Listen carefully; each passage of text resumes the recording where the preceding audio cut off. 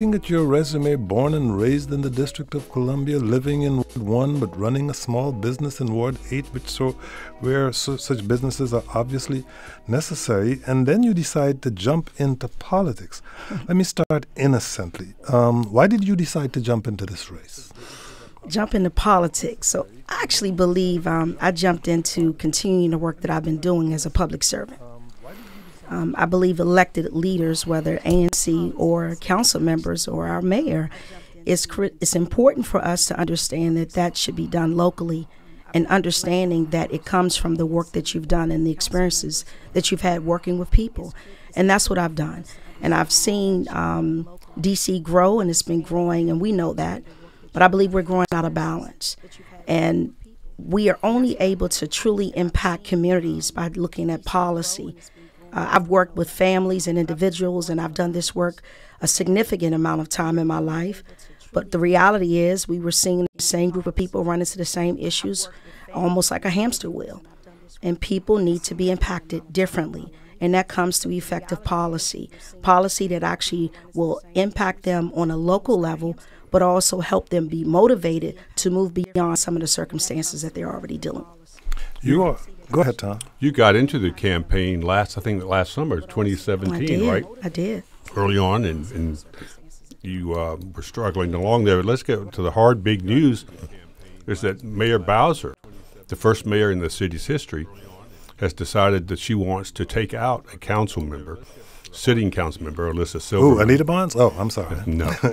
and so the mayor has positively endorsed you, and you had something like $2,000 to $5,000 in your campaign account. Now you have like 100 or close to, because the people who support the mayor, some who don't know you, of course, are supporting you. What does it mean to you that the mayor, with her irritation with Alyssa Silverman, the city member, has decided to support you? How did you guys discuss that when she decided to support you? Because she was also, as everyone may remember, initially Catherine Allen was getting the mayor's support, Mayor Tony Williams' support, David Catania's support.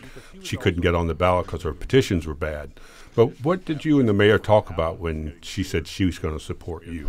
So I'm going to answer that, but I want to go back just a little bit. You started off by saying my race started off a little rocky. Actually, it didn't. No, I just mean in terms of financing. Oh, well, financially, I started off really well. I mean, if you really look at the numbers, I actually raised quite a few thousands of dollars. How much?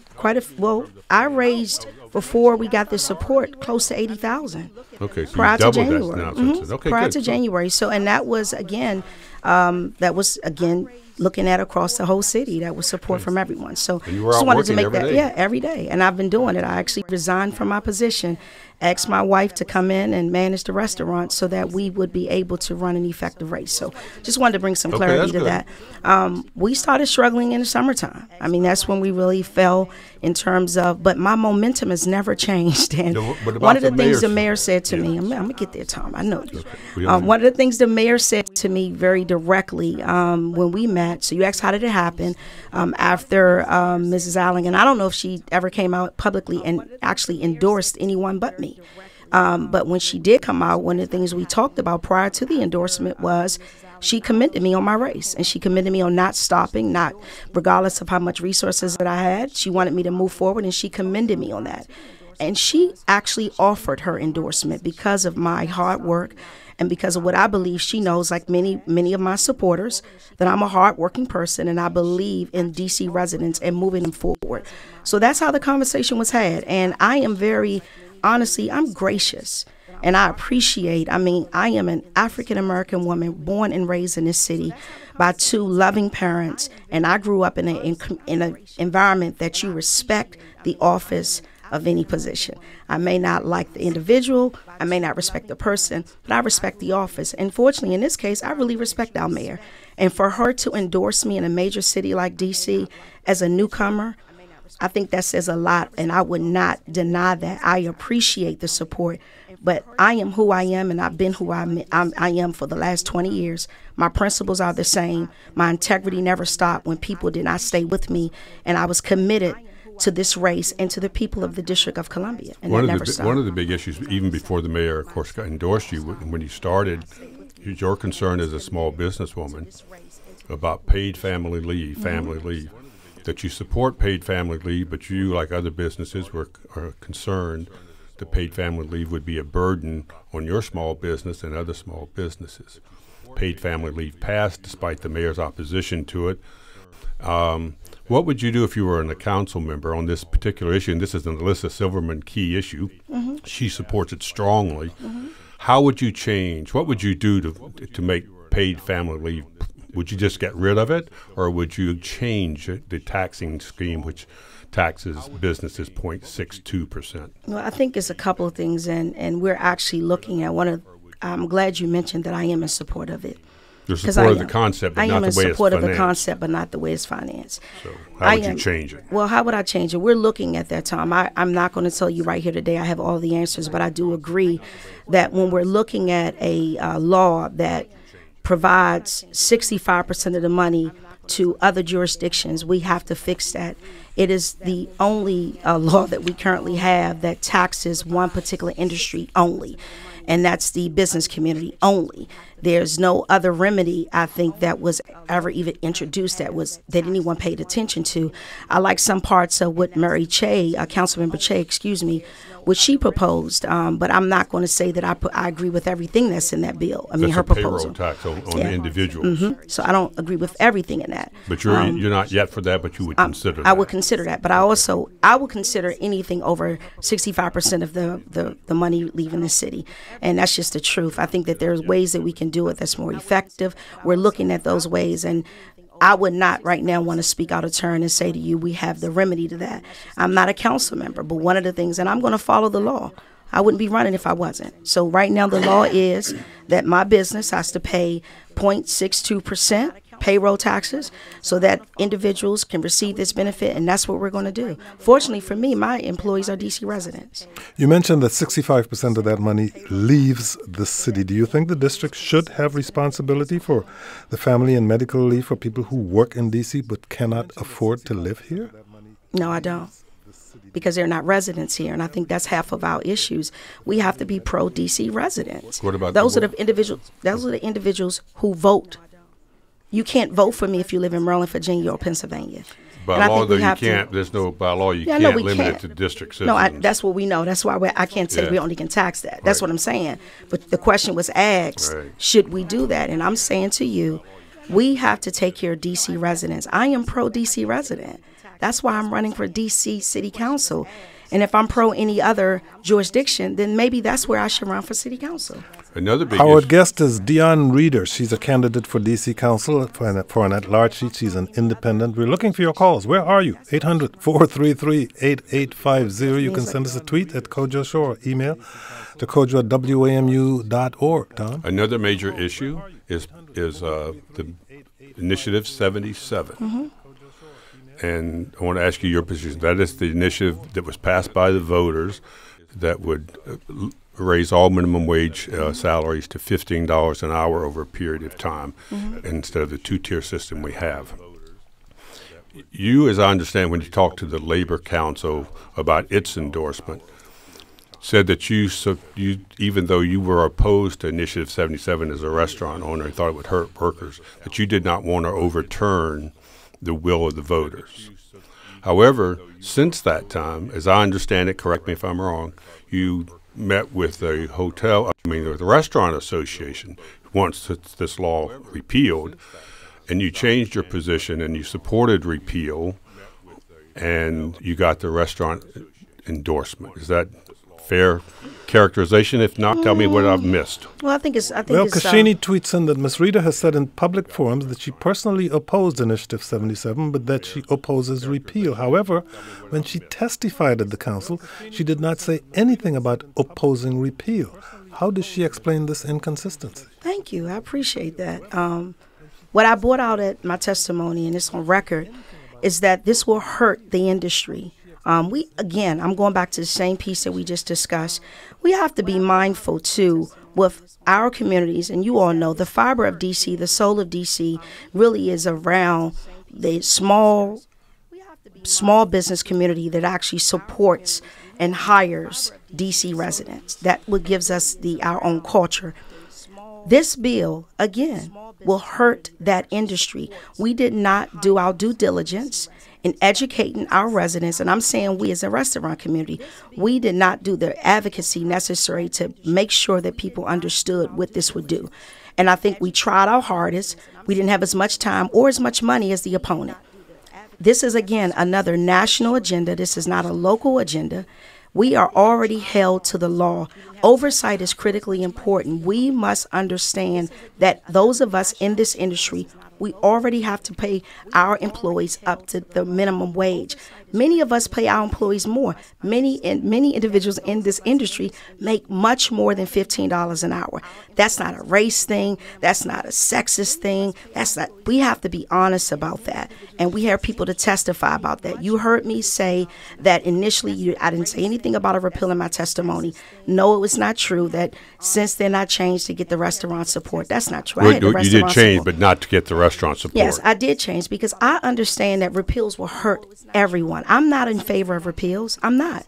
I believe in the democratic process. I'm sorry, excuse me.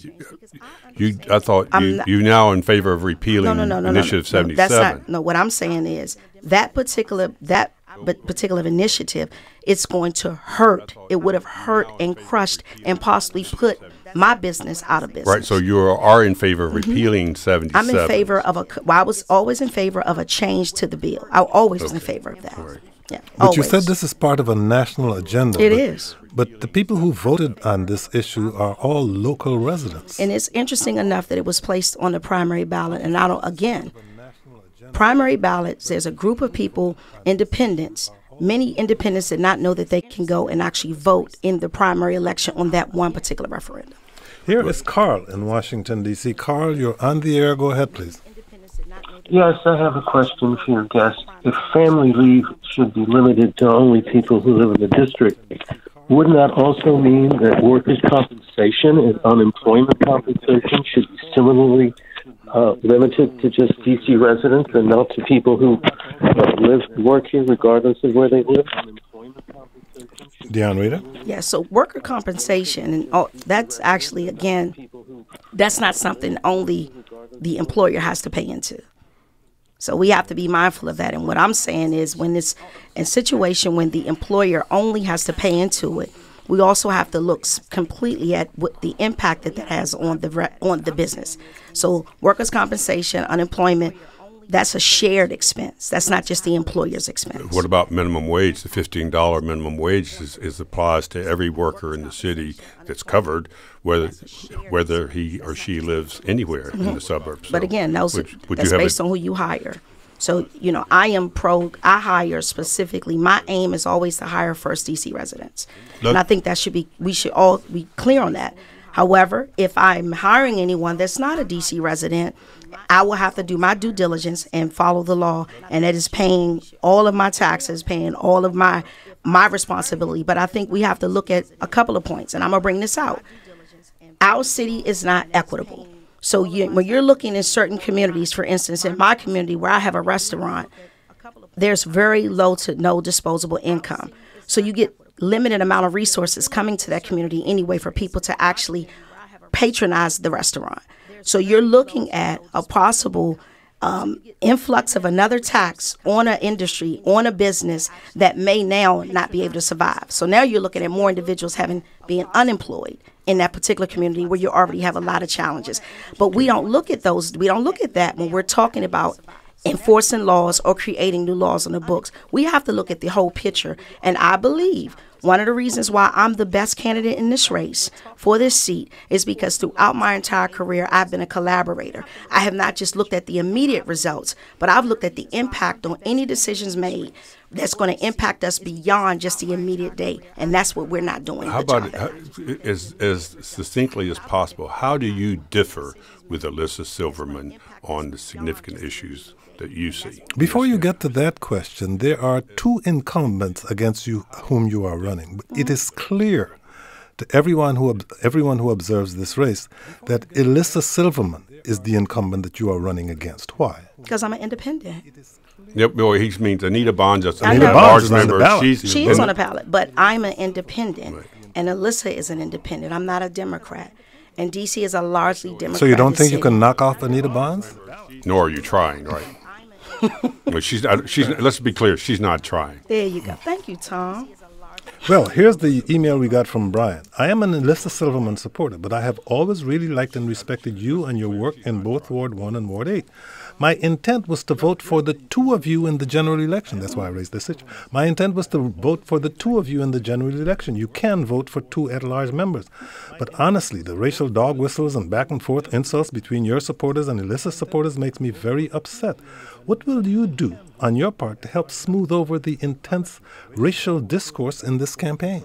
I am not pushing. Thank you, Brian. And I really thank you for your support and your vote.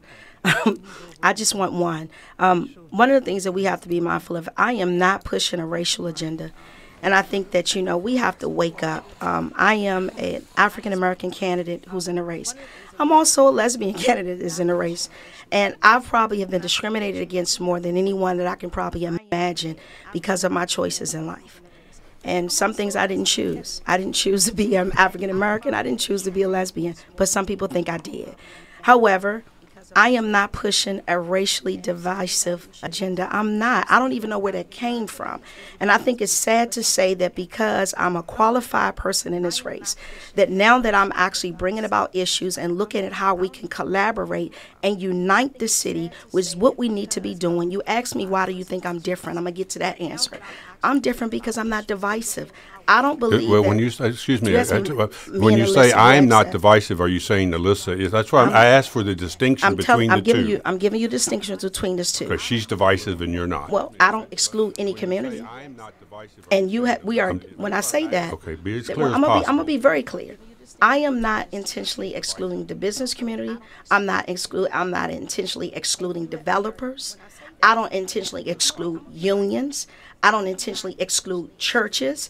I believe it takes all of those factions as well as the government to be effective. So and is what she I'm saying excluding? Is, I mean, yes, where does you she hear her fit? say it every time. Okay. Bad developers are bad. The bad developers are bad.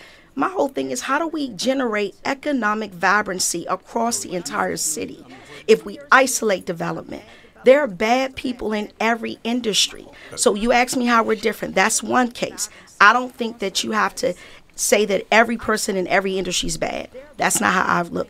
I'm supportive of returning citizens. We were on a forum the other day, and Alyssa said very clearly, and I hate to even do this, but she made it very clear that if an individual, and it's quoted, if an individual is supported by returning citizens, the question was asked around returning citizens specifically. She responded and said, you have to watch who supports you. And if I'm summarizing, if those are the kind of people that are supporting you, then you have to watch the person that you support. What is that saying to us? Nelson Mandela was a returning citizen. Martin Luther King was a returning citizen. That's how we differ. I don't believe that a particular group of people are bad because they made a mistake. Okay. Well, let's be more specific here. All right. Because you paid former council member Harry Thomas Jr., who spent over 3 years incarcerated for stealing money from programs meant for D.C. youth as a consultant.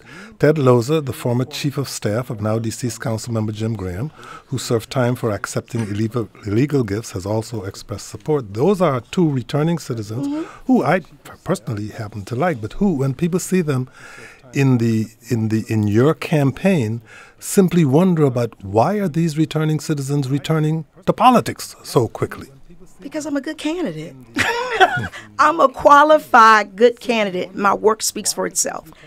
And I am not going to turn away any voter to support me and the agenda that I'm pushing to unite this city across all 8 wards. I am... I'm sorry, go ahead. No, that's it. I mean, I'm not going to turn away any support. Look, now, very quickly, because this is important. Okay. On Tuesday, the D.C. Council held yet another workshop on anti-Semitism because of all the turmoil we had last spring. Rabbis went, African-American ministers went, council members went. And once again, the issue came up about what is the anti-Semitism of Louis Farrakhan, is Alyssa Silverman being unfair to that African American community, east of the river? Where is Farrakhan fitting into this? Some of your supporters have accused her of sowing divisiveness. Her supporters have said, you have not, as fully as maybe you should, disavowed what happened this spring, which you had nothing to do with. Let's be clear. But as you know, and you worked in Ward 8 and other places for a long time, what is your view of the issues surrounding anti-Semitism and Louis Farrakhan, and even Reverend Wilson, who I've spoken with, who says he wants people to also be worried about anti-blackism? So where are you in all of this racial cauldron that is bubbling along here in the city? Where are you? Where am I? So we said this repeatedly. I don't agree nor support any form of discrimination, bigotry. I don't agree with any of it. Any racial slurs, any racial actions, I do not agree. I was not raised that way, and that's not who I am. So let's clear the record for that. I am not going to be a part of a conversation that had absolutely nothing to do with me last spring. I'm not. I'm not going to entertain it. I'm not going to entertain anyone saying that because Louis Farrakhan or Reverend Wilson may have said some things in their past that I have to now tell them that they cannot enter, or tell Minister Farrakhan he shouldn't enter the District of Columbia. I'm not going to be a part of that. Who said that? I'm not. There's people that said that. I'm not going to be a part of that. Sounds like the president saying people. I'm not going to be a part of that. There are people who want to address some other issues here. Here is Rob in Arlington. Rob, your turn. Wait, Arlington? That's all right. He may be just working in Arlington. He may live in the district. Go ahead, Rob. Kojo, Sherwood, thanks so much for taking my call. Okay, real quick. Used to go into the district all the time for dinner, me and my friends, a bunch of us. Okay, so you don't live here, but go ahead. Yeah, we got so disgusted with the parking rates, especially around the old Abbott Grill, is one of our favorite places. It's, we're tired of paying $5 an hour at a meter. What are you going to do to change parking meter rates for people who come to enjoy nightlife in D.C.? I'm not. Actually, I don't. We need revenue in the District of Columbia. I think that we all agree that sometimes you have to pay a little bit more than you want, but that's a part of enjoying the pleasures of any city that's growing. So I think that we have to factor that in as we look at the entertainment life that's in the District of Columbia. Maybe some of the reasons, one of the things we talk about is amenities across the entire city, so we can have more of a walkable community, or ride our bikes more like what Tom does. Indeed, we got someone who tweeted in, what does Dion think about bus lanes, bike lanes, more transit, deprioritizing cars? Well, I do both. I ride my bike. My wife and I have a tandem, and I drive my wonderful Mini Cooper. So one of the things I think we have to do, if you're using your bike the same way that I drive my car, we have to share the road, so we both have to be responsible. Education is a huge issue in this city. There are bills in the council. One would take away the mayor's, Mary Che, who you spoke of approvingly of a moment ago, has a bill that would take away the appointing power of the mayor to pick the chancellor and return that to the state school board. Where do you stand on the mayor appointing the chancellor? Well, I've actually lived in this city under both. So where do you stand? So currently, right now, I'm actually, I think we need to do more work around our education gap, the achievement gap, the disparities. And my focus isn't completely just on the selection of the chancellor. Do I think that the mayor should continue to select the chancellor? At this point, I do. I haven't seen enough. I think that we also need to make sure that there is more involvement. And quite frankly, I think our independent school board, our current school board, needs to have more of a voice and more power. So it should be a shared responsibility, and I believe that our mayor should listen to that group, and I believe she is. And if she isn't, she should, because I believe we have, Marcus Batcher is a young man I'm very proud of. He speaks highly of the education process, and he has a very good point in terms of how things should be moved forward. So I think we should take into consideration how we can do a better job collectively. We're just about out of time, but the business community has rallied around you. But Tom Lindenfeld, a former top strategist for Mayor Bowser and former mayors Fenty and Williams, said the business community have, quoting here, never elected anyone in this city ever have How are people responding to your message? Are you talking about Tom Lindenfield, that we didn't quote anything about him? Yeah, well, okay. let's just be clear. This is an issue that has come up, and the City Paper story quoted Tom Lindenfeld as saying just what you said there. Yeah. But they did not point out Tom Lindenfeld himself had a criminal issue up in Philadelphia, Pennsylvania, being a pass-through for some money to one of the politicians up there. He didn't go to prison, but he did plead guilty. So but what about the business? Tom Lindenfeld is right about the business community. It's had a hard time electing anybody. Yep, and guess what else we're right about? This is the first time the mayor have ever endorsed a first-time candidate. So it's a different city that we're living in. So maybe this is the first time the business community has ever seen a candidate like Dion that's qualified. Now, is former Mayor Tony Williams, who was going to support you, I did the City Paper story. You got 30 seconds. And then he didn't, and then he supported Catherine Allen. She's out. I haven't seen him yet in Tom, I was a different candidate a year ago when the mayor saw me. I was a different but what candidate about right than I'm in now? Right now, I have not talked to him, but I'm almost certain I'm going to get his vote. Let's ask him. I think we just did. Yeah, I think I'm almost certain he's going to vote for me. Call us, Tony. Dion Reader is a candidate for the D.C. Council. She's in the at-large race. She's an independent. Thank you so much for joining us. Thank you for having me. Coming up next is Jack Wilson, who is the chair of the Virginia Republican Party. If you have questions or comments for him, you can start calling now, 800-433-8850. You can send us an email to kojo@wamu.org or a tweet at Kojo Show. This week, Tom Sherwood, Vincent Gray, former mayor and now chair of the Council Committee on Health, had a hearing on exactly what is going to be happening with Providence Hospital. The people who run Providence Hospital, Ascension Healthcare, the associated with the Catholic Church, have indicated that there are going to be significant changes at Providence Hospital, leading a lot of residents to believe that, well, they're shutting the thing down. But Ascension never did show up for this hearing, even though a lot of residents did, and Ascension has been very vague about what exactly its plans are going to be. What's going on here? Well, part of the problem is also that there's only a limited amount the council or the city can do in terms of the laws of what they can do to make a private hospital continue to do something. It has had trouble enough getting the United Medical Center, which it controls and owns, to do anything. But this has a great fear in the community, people who depend upon Providence Hospital. The city is already planning a new. Washington Hospital Center has said, "Look, we are already burdened. Other hospitals are burdened." But I think it was bad for Ascension not to show up at this council hearing. That was a disrespect that the hospital, whatever it's planning to do, should not have done. The nurses and the doctors and the patients are all worried. The city, of course, is focused on building a new hospital, Purpose Hospital at the St. Elizabeth campus. But this has fear in the hearts of many people who depend upon Providence. Before we get to Virginia politics, a little more Maryland politics. Governor Larry Hogan has a double-digit lead over his challenger, Democrat Ben Jealous, in Maryland, even though Maryland is predominantly 2-1 Democratic at this point. But what do you feel Jealous's hope has to be at this point? Well, his hope has to be a blue wave. 5 recent polls in Maryland have all shown that something like a 20-point lead for Republican Governor Hogan over Democrat Ben Jealous. He is outgunned in terms of money, 10-1.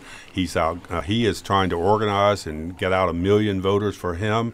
The problem is he doesn't have the money to do it, and he doesn't have the advertising to do it, so he's got to depend on a strong Democratic blue wave to help him. And I just remembered the good news for him is everyone thought he was neck and neck against Rashawn Baker in the Democratic primary. He won by 10 percentage points, which surprised virtually everyone. So maybe there's a vote there for Ben Jealous that people aren't seeing. And in the race for Attorney General in the state of Maryland, the gap between challenger Republican Craig Wolf and incumbent Democrat Brian Frosh seems to be narrowing. It is now fewer than 10 points. Back in mid-September, the difference was like 22 points. Frosh had 58% then, Wolf 26%. Now it's down to Frosh 43%, Wolf 34%. Frosh, of course, has been attacking, Wolf has been attacking Frosh, saying that he's paying too much attention to national issues. Frosh has been touting the fact that he's been paying attention to national issues and challenging the Trump Attorney General is administration. a very popular politician in the state of Maryland, but Craig Wolf could be benefiting from a not a boomerang effect, but a bounce off of Hogan. Hogan has endorsed Craig Wolf. Craig Wolf has been a lobbyist on Capitol Hill for the wine and distilled spirits industries. He's on this show. He's very good, presents well as a candidate, says that Frost spends too much time dealing with suits against the Trump administration and not enough on Maryland matters. Frost says it's all Maryland matters because all of the Maryland people are affected. But his name has gotten around better thanks to Larry Hogan, so we may be seeing that bump. Joining us now by phone is Jack Wilson. He is the chair of the Republican Party in the Commonwealth of Virginia. Jack Wilson, thank you very much for joining us. He's not joining us by phone. He's joining us from studios in Richmond. Jack Wilson, thank you for joining us. Thank you for the invitation. Thank you very much. People across the country are watching Virginia's 10th district. Let me get straight to specifics, where Democrat Jennifer Wexton is taking on Republican incumbent Representative Barbara Comstock. Most polls show Wexton with a significant lead, though the Comstock campaign released its own polling showing them closer. Do you think Comstock is having trouble rallying the support she needs to win in November?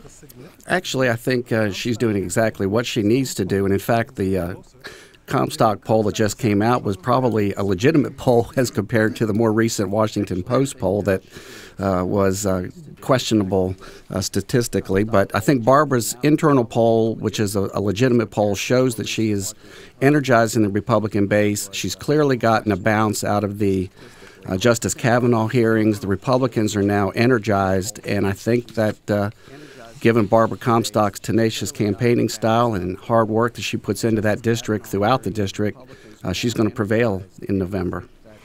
Mr. Wilson, this is Tom Sherwood. Thank you for joining us. Now, some people don't know you. You're the new Republican Party chairman in the state of Virginia. You live in Chesterfield, and you're land use attorney there. That's outside of Richmond. Correct, You have been a Republican. I looked you up. West Virginia University, you were the head of the College Republicans in 1982. I assume you're a Reagan Republican. I am. President Reagan was the first president I got to vote for. It was a real honor to do that. And you've taken over from John Whitbeck, who is on the show, and I hope you'll actually be on the show here in the studio if you come to town. Excuse me, sure. Mr. Whitbeck came on the show, and he did something of what you've already done in some of the things I've read. You acknowledge that there are strong headwinds against Republicans in this election cycle, that it's your job not just to look at the elections for November 6th, but to start rebuilding the party. You're aware, and you've said that you recognize Corey Stewart, the Republican nominee for Senate, has had mixed support even among Republicans, but your intent is a long-term view of the Republican Party in Virginia, where you haven't won a statewide race since 2009.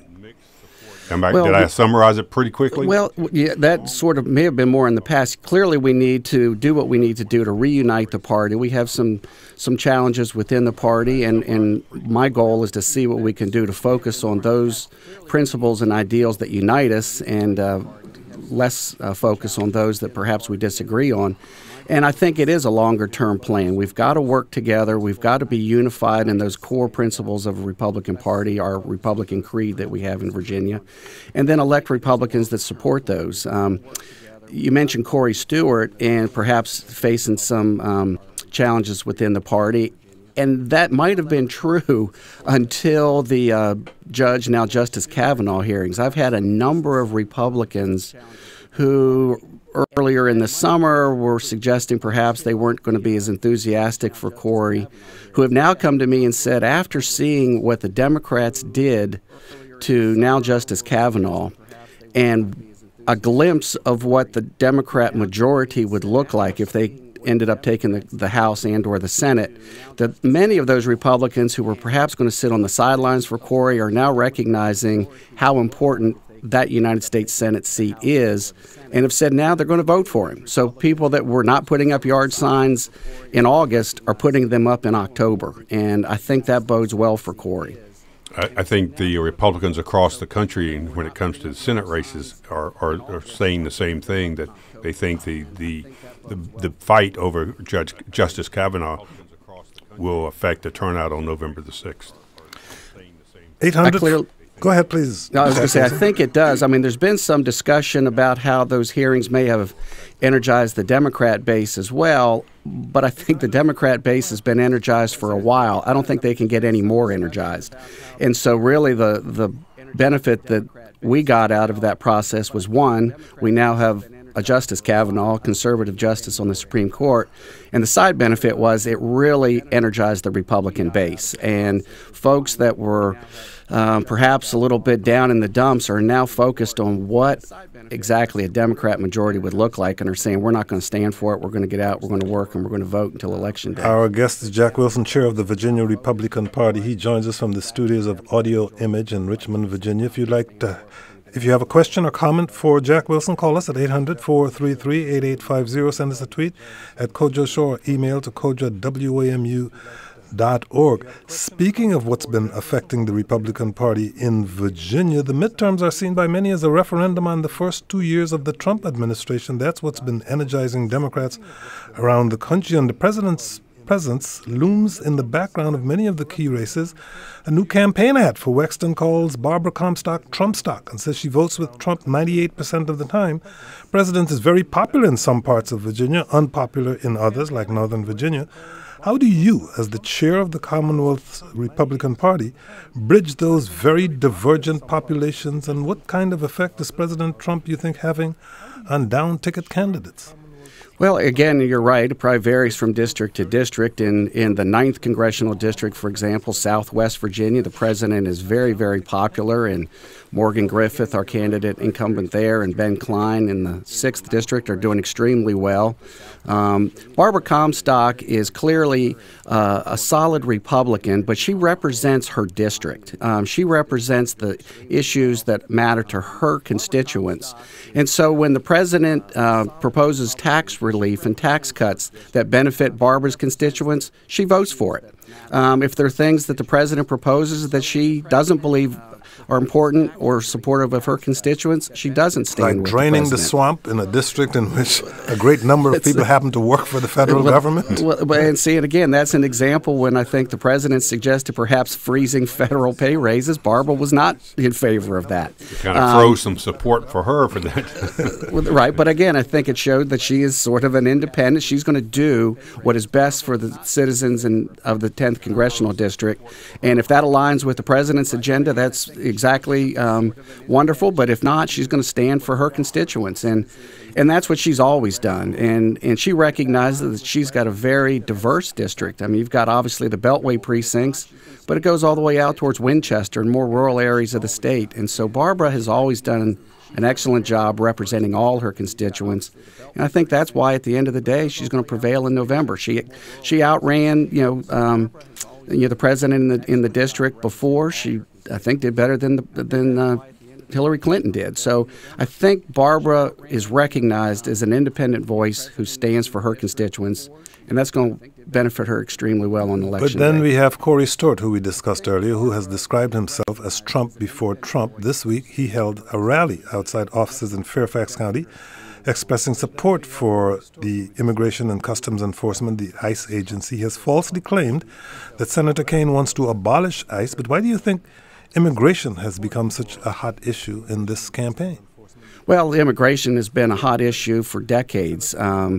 We clearly have an immigration problem in the United States, and it's affecting the Commonwealth of Virginia as well. And Corey Stewart, as a local government chairman, has been on the forefront of fighting illegal immigration and doing what can be done to solve some of the ravages caused by illegal immigration.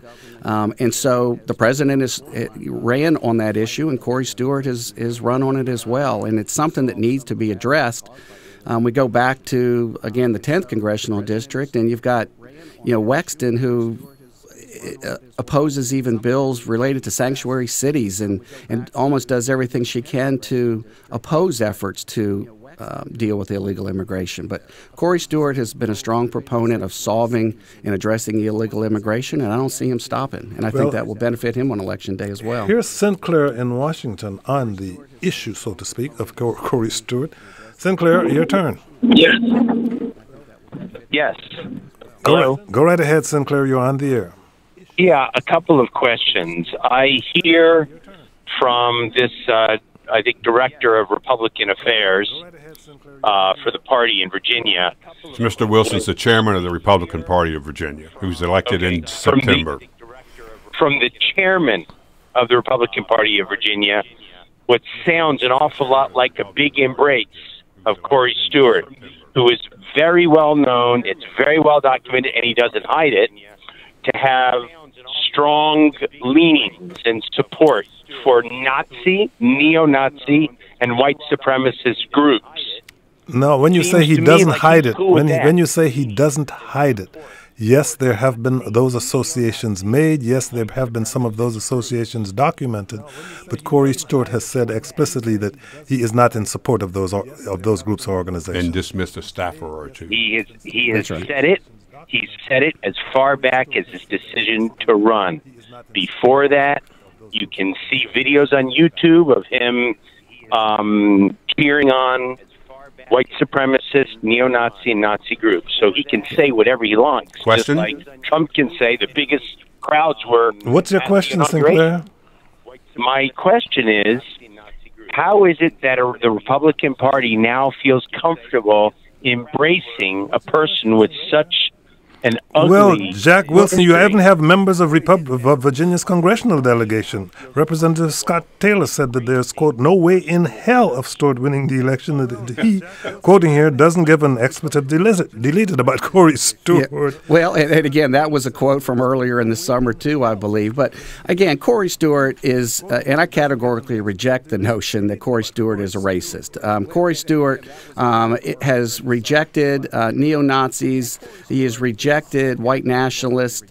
He is running on an economic platform and running to support the president's economic plans. And Corey Stewart has a track record as chairman of his board in Prince William of working on taxes, working on economic development, working to solve illegal immigration, reaching across the aisle. What you seem to be suggesting is that the Republican Party of Virginia has now forgot all of its divisions and come together in support of Corey Stewart? Well, I think the party is unifying. And again, I go back to almost have to thank the National Democrats in the Senate and the appearance of partisanship and bitterness that they displayed in those Justice Kavanaugh hearings. I think that really woke up a lot of Virginia Republicans and said, you know, Tim Kaine came out against Judge Kavanaugh very early in the process and didn't give him a fair shake. And I think Virginia Republicans recognize now that Tim Kaine has to go. And Corey Stewart is the vehicle to make that happen. And so while there might have been more divisions in the party in August over Corey Stewart, a lot of those divisions are being eliminated because of what the Senate Democrats did to Judge Kavanaugh. As chairman of the state party, I appreciate your putting the best face that you see on this, and I really do. I want to move along past November the 6th, as I started out asking you, because you took over the party just in September. You've been a long-term, I think, 4th District party leader. Right. You have to look at the Democrats are still dizzy with excitement over their success in 2017. For people who don't follow Virginia politics, they have off-year elections. And next year, 2019, all 140 seats of the General Assembly, the 40 senators and the 100 state delegates will be up. And it's a near 50-50 split in both houses. How important is it to you that you got the party truly unified going forward to turn back what Democrats say may be a historic election next year, where they will take over the state legislature for the first time in quite a while?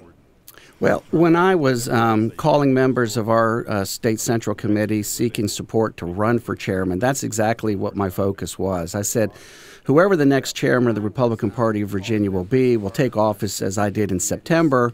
A lot of the plans for this November's midterms will be in place. It'll be executing it. And the real focus then would shift immediately to next year's General Assembly races, where it is so critical to the Commonwealth of Virginia that Republicans maintain both houses.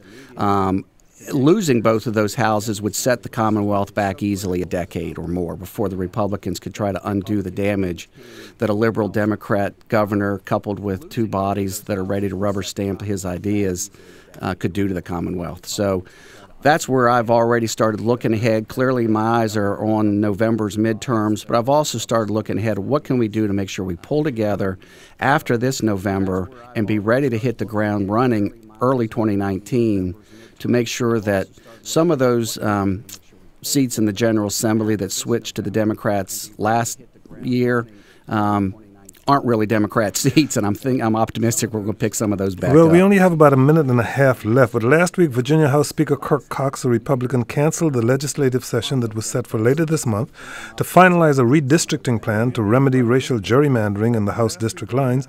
This after Democratic Governor Ralph Northam said he would veto the plan Republicans worked out. What kind of process do you want to see to draw Virginia's new lines? Well, it should have been done what the Constitution requires, which is through the legislature. But I think Speaker Cox recognized before they even meet, the governor said, I'm going to veto any plan that comes out of the General Assembly. There's no sense meeting and spending taxpayer money on a session.